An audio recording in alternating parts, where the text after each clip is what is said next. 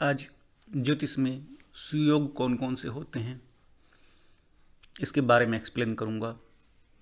और अगर आपको पसंद आए तो लाइक और शेयर जरूर कर देना, क्योंकि शेयर करने से ही अद्भुत ज्ञान और लोगों तक भी पहुंचता है, जिससे कि वे भी लाभान्वित होते हैं और आपको पुण्य का प्राप्त फल होता है।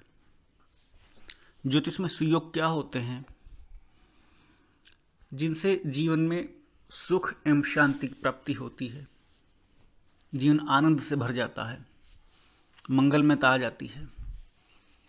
ऐसा समय जिसमें बार बार मांगलिक कार्य होते हैं, शादी ब्याह, जसूठन, जन्म दिवस, सालगिरह, बर्थडे पार्टी, एनिवर्सरी, और कोई नया लिया गया मकान, वाहन, मकान में प्रवेश, गृह प्रवेश जिसको बोलते हैं, किसी मित्र की, संबंधी की शादी में या दोस्तों की शादी में शामिल होना, ये सब सुयोगों के लक्षण हैं। रत्न आभूषण खरीदना, नए वस्त्र पहनना, टूरिस्ट प्लेस पर जाना, एंजॉय करना, मन में प्रसन्नता भरी रहना, आनंद से समय का बीतना और लगे कि सब कुछ अच्छा चल रहा है, या किसी नवीन ग्रंथ का लिखना, कोई नई पुस्तक आप लिख रहे हैं, या आपको कोई ऊंचाई मिल रही है लगातार। इसके अलावा ऐसा भी है कि आपका सामाजिक अस्तित्व बढ़ रहा हो, सोशल सर्कल डेवलप हो, या राजनीतिक लोगों से या प्रशासनिक लोगों से आपके संबंध अच्छे बन रहे हों, बढ़ते जा रहे हों, और आप लगातार प्रयास कर रहे हैं, उसकी उपलब्धि होना, अथवा किसी भी क्षेत्र में जिसमें आप लगातार कर्म कर रहे हैं उसका अचीवमेंट्स आपको प्राप्त होना, किसी की गवर्नमेंट जॉब लग जाना, किसी के लिए विदेश यात्रा, वो भी सिर्फ एंजॉय के लिए, या किसी के लिए विदेश यात्रा जहां उसको बहुत मोटा पैकेज बढ़िया कंपनी में मिले। बहुत सारे समय हो सकते हैं जीवन के जिनको व्याख्यात किया जा सकता है कि ये अच्छा समय कहलाते हैं।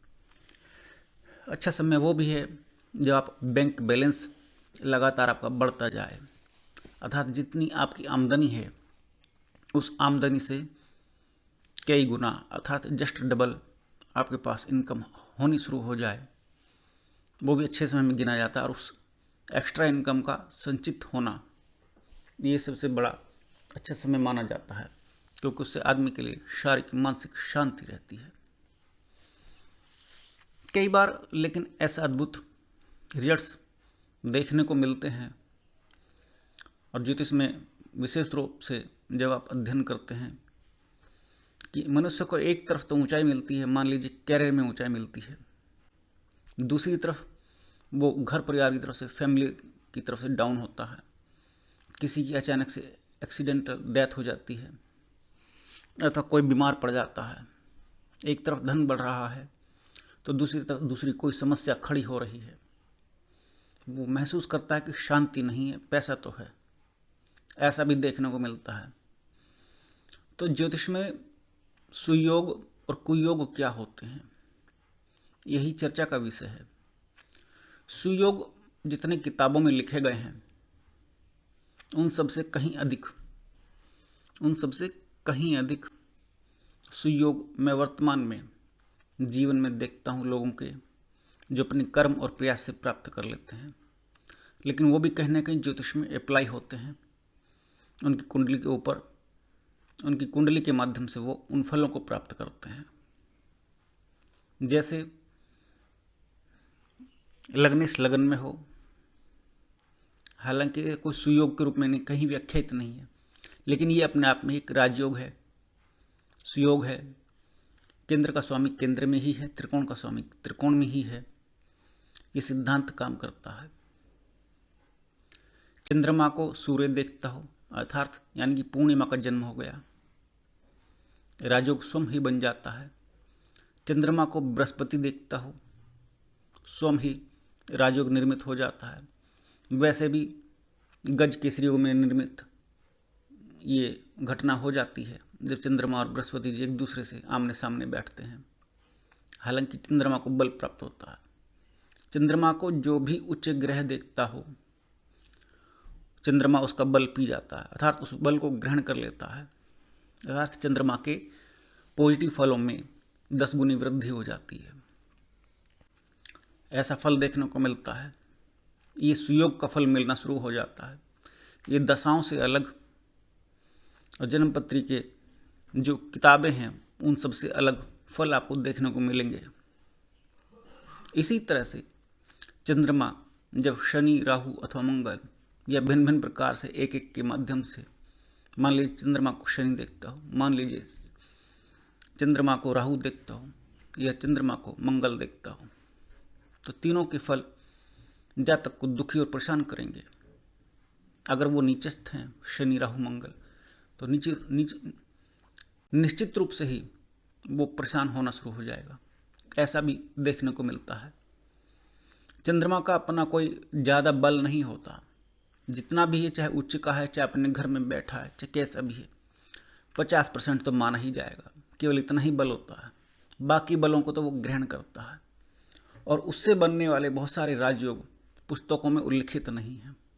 और ये बात भी उल्लिखित नहीं है कि चंद्रमा और ग्रहों का बल पी जाता है।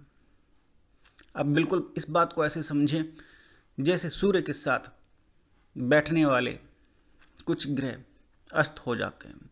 सूर्य का प्रकाश, प्रताप और बल, तेज और इतना ज़्यादा है कि और ग्रहों की रश्मियाँ डूब जाती हैं, अस्त हो जाती हैं।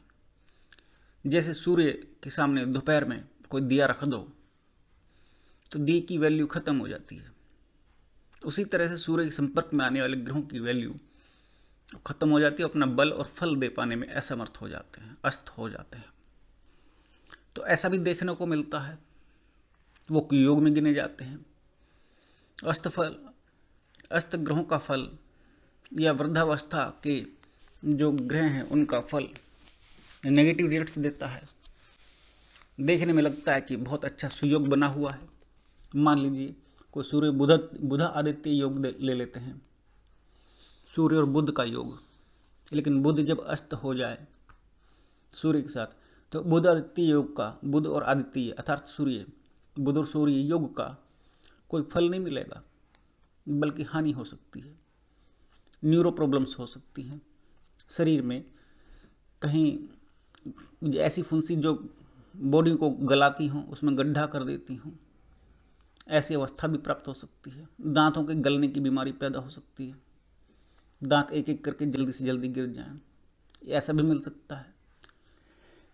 बुधादित्य योग तो एक राजयोग के रूप में कहा गया है, जबकि सूर्य बुध का योग अगर वो राजयोग नहीं दे रहा है, एक तो मैंने कुयोग बता दिया सूर्य और बुध का, और सूर्य बुध के योग से एक आता है कि निपुणता का योग, जब तक किसी भी हस्तकला में, शिल्प कला में पूरी तरह से निपुण हो जाता है। इसके अलावा अगर वो बुधादित्य योग ही बना रहा है तो वो राजयोग देगा, राजा जैसा धन दिलवा देगा, कोई ऐसी विद्या, ऐसी योग्यता और कुशलता आपको प्रदान कर देगा जहाँ से धन की प्राप्ति ज़्यादा मात्रा में हो जाएगी और राजा से भी प्राप्त हो जाएगी। अर्थात राज्य सरकार से या राजा जैसे व्यक्ति से जरूरत से ज़्यादा धन की प्राप्ति हो जाएगी।